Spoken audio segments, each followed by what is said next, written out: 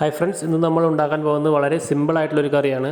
നമ്മുടെ എല്ലാവരുടെ വീട്ടിലും ഉണ്ടാകും. തക്കാളി, ഇഞ്ചി, പച്ചമുളക്, വാളംപുളി ഇതുപയോഗിച്ച് നമുക്ക് വളരെ എളുപ്പത്തിൽ ഒരു കറി എങ്ങനെ ഉണ്ടാക്കാമെന്ന് കാണിക്കാം. അതേപോലെ നമ്മൾ ഇഞ്ചി നല്ലതുപോലെ ചതച്ചെടുക്കണം.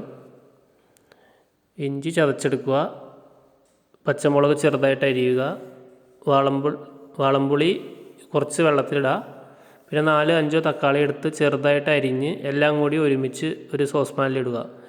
അതിനകത്തേക്ക് ഏകദേശം നമ്മളൊരു 1/2 ലിറ്റർ വെള്ളം ഒഴിച്ച് കൊടുക്കുക. 1/2 ലിറ്റർ വെള്ളവും ആവശ്യത്തിന് ഉപ്പും, ഏകദേശം ഒരു 1/2 സ്പൂൺ ഉപ്പ് ഇട്ട് കൊടുത്ത് നല്ലപോലെ തിളപ്പിക്കുക.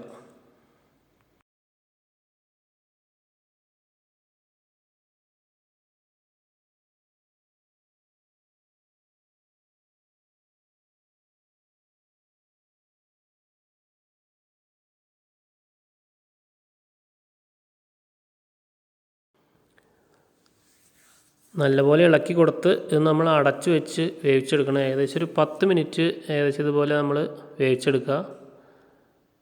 തിളച്ച് കഴിഞ്ഞാൽ നമ്മൾ സ്ലോ ഫയറിൽ ഇട്ടാൽ മതി. നമ്മൾ ഫുൾ ഫയർ ഇടണമെന്നില്ല.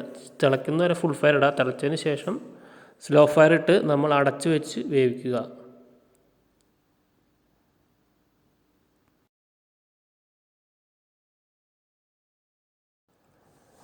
ഏകദേശം ഒരു 10 മിനിറ്റിന് ശേഷം നല്ലപോലെ തിളച്ച് പെട്ടെന്ന് ഇത് കുറുകി വരുന്നതായിട്ട് നമുക്ക് കാണാം. നമ്മളത് ഇളക്കി കൊടുക്കുക, അടി പിടിക്കാതെ നോക്കണം.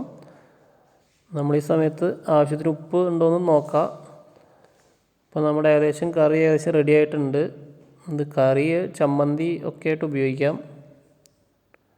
അപ്പോൾ അത്യാവശ്യം ഇതിൻ്റെ കട്ടി കണ്ടാൽ നമുക്കറിയാം. നല്ലപോലെ ഒരു ചമ്മന്തിയുടെ പരുവത്തിലായിട്ടുണ്ട്. ഇത് അത്യാവശ്യം നല്ല സ്പൈസി ആയിരിക്കും, നല്ല പുളി ഉണ്ടാവും.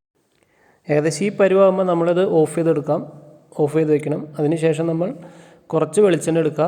വെളിച്ചെണ്ണ നിർബന്ധമായിട്ട് ഉപയോഗിക്കണം. വെളിച്ചെണ്ണ ഉപയോഗിച്ചാലാണ് അതിൻ്റെ ടേസ്റ്റ് വരുള്ളൂ. അതിനകത്തേക്ക് കടുക്, കറിവേപ്പില ഇട്ട് താളിച്ചെടുത്ത് ഒഴിക്കുക. കറിവേപ്പിലയിൽ വെള്ളം ഉണ്ടായിരുന്നു, അതുകൊണ്ടാണ് ആ തീ അങ്ങനെ ആളിയത്.